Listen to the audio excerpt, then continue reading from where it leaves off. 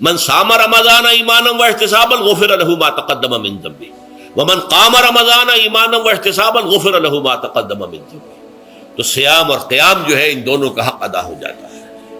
تو یہ ہے شہر رمضان الذی انزل فیہ القرآن ھدی للناس وبینات من الھدی والفرقان فمن شہد منکم الشہر فلیصم ومن کان مریضا او علی سفر فعدۃ من ایام اخر یرید اللہ بکم اليسر ولا یرید بکم العسر ولتکملوا العدۃ ولتکبروا اللہ علی ما ھداکم ولعلکم تشکرون.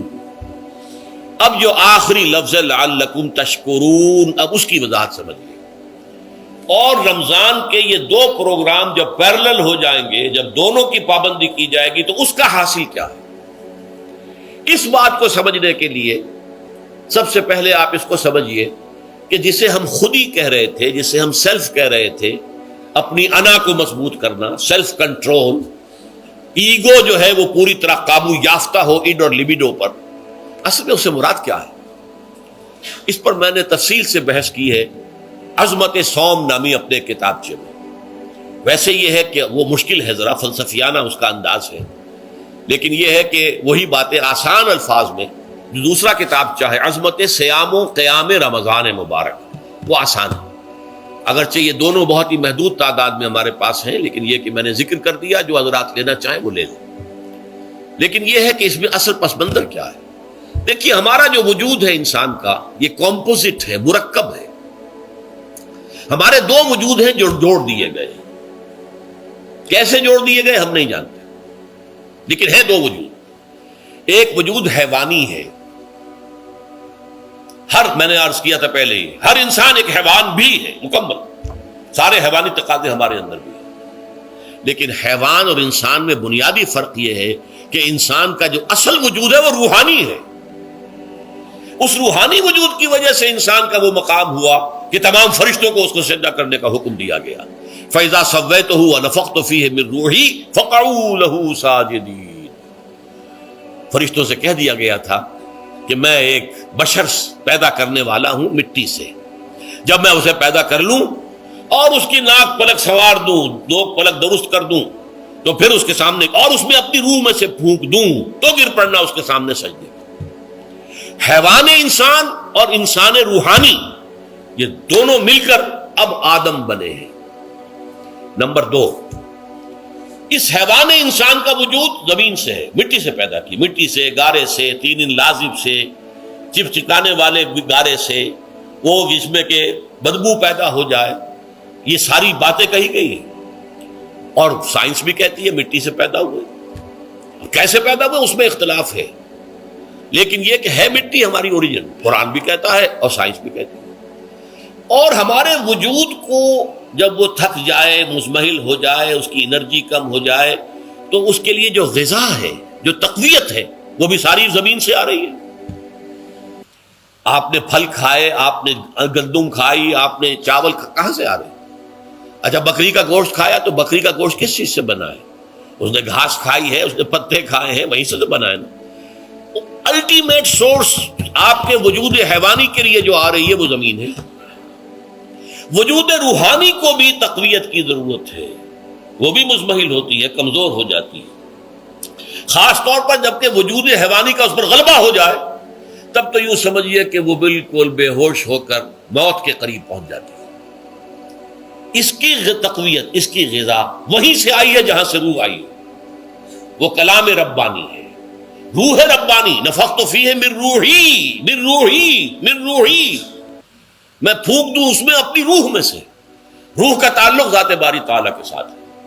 اسی طرح کلام ربانی کہاں سے آیا ہے؟ اللہ تعالیٰ کے پاس سے آیا ہے. یہ اس کی تقویت کا ذریعہ ہے.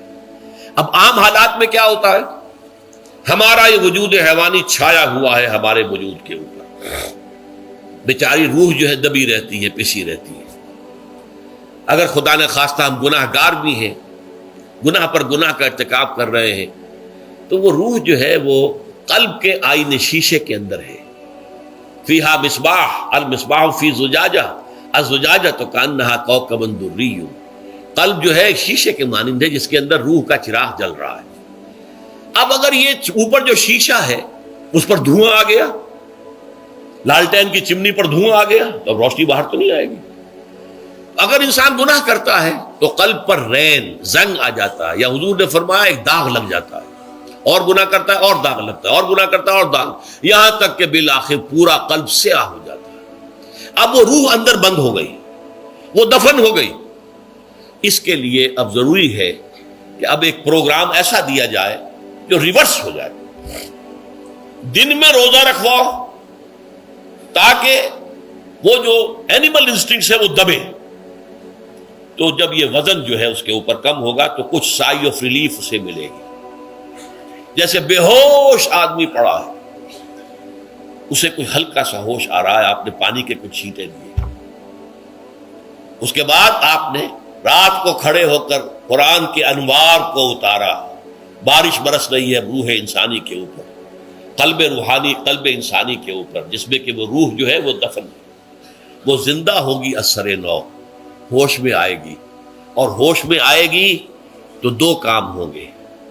ایک تو اسے قرآن کی عظمت کا احساس ہوگا، یہ قرآن میری حیات تازہ کا ذریعہ بنا ہے.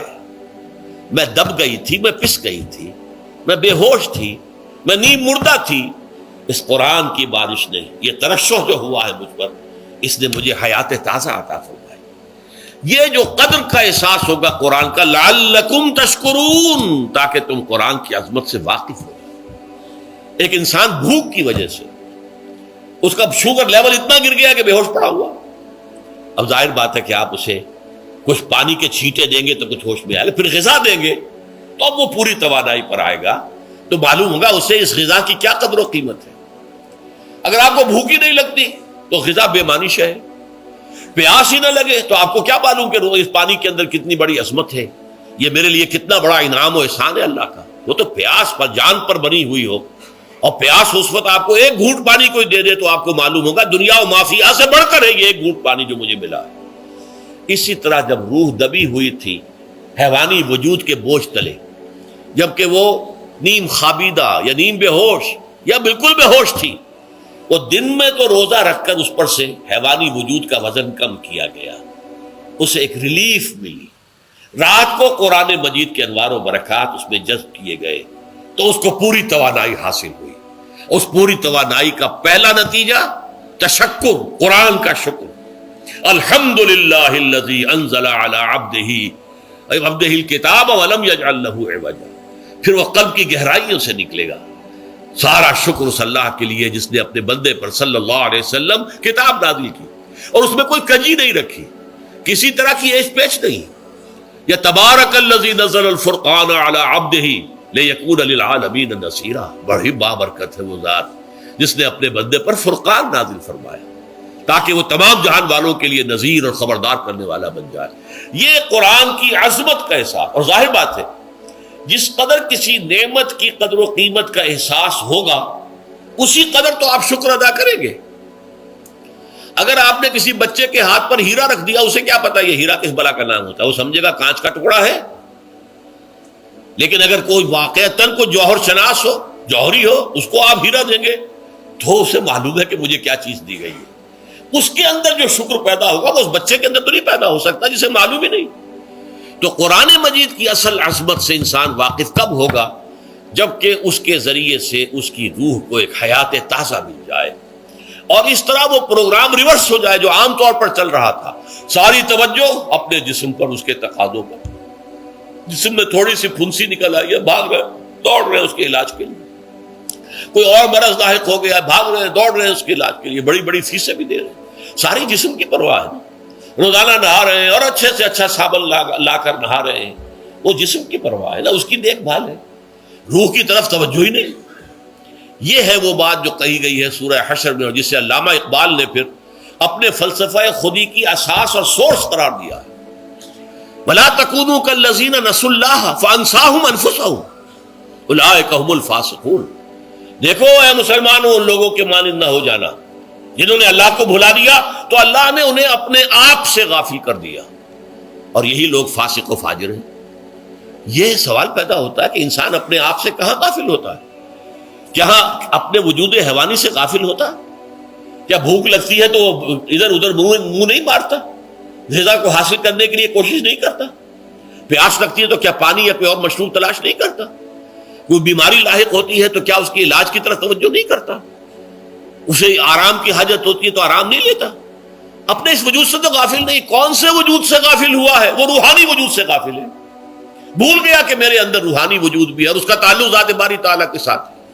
اس نے سمجھا کہ میں بس حیوان ہوں، نرا حیوان ہوں، اپنے اس وجود کی اصل حقیقت ہی سے بے خبر، غافل.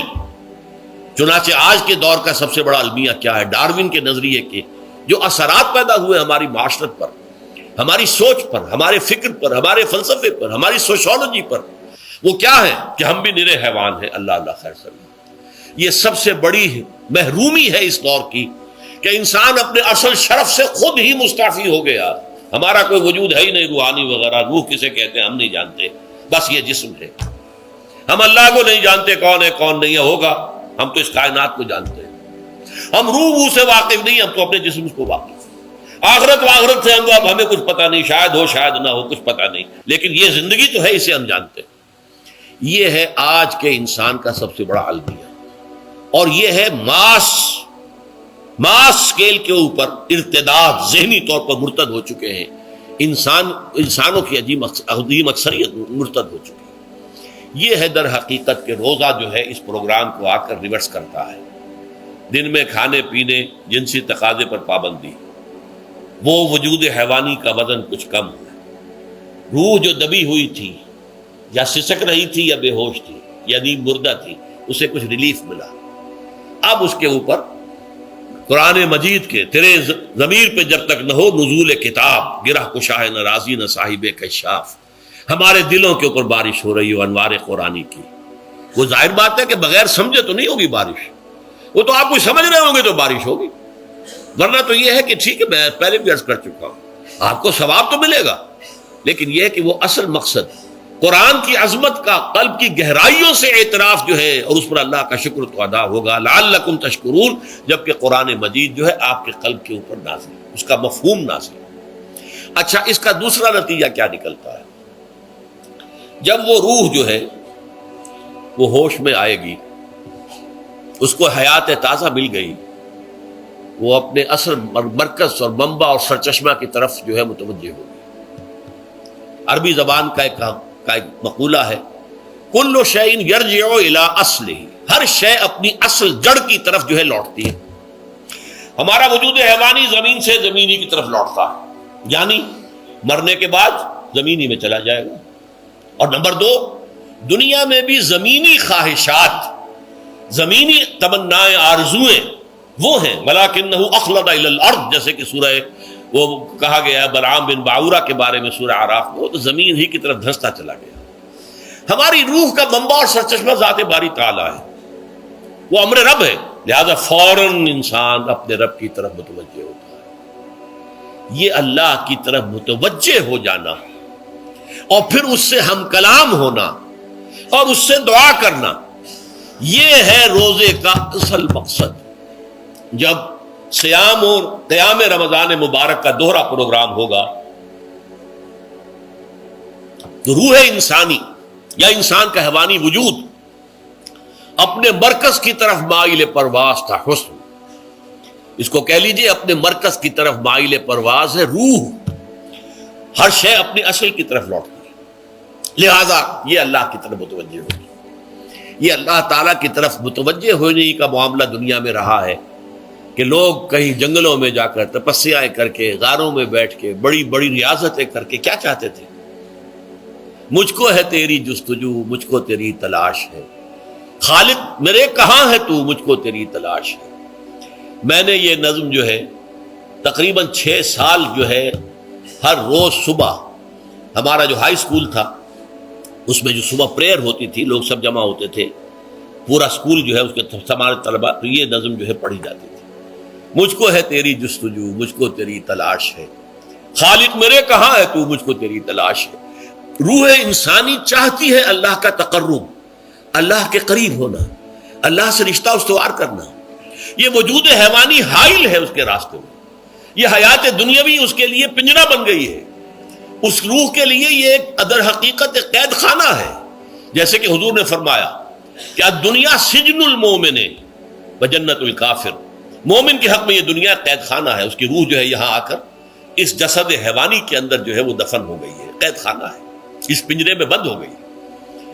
تو لیکن وہ کافر کے لیے یہی باغ و بہار ہے، یہیں پر عیش کرنے ہیں، یہیں پر بدے لوٹنے ہیں۔ تو اس سے در حقیقت ریلیف ملتا ہے، تو انسان متوجہ ہوتا ہے اللہ کی طرف اور دعا کرتا ہے، اللہ سے ہم کلام ہو۔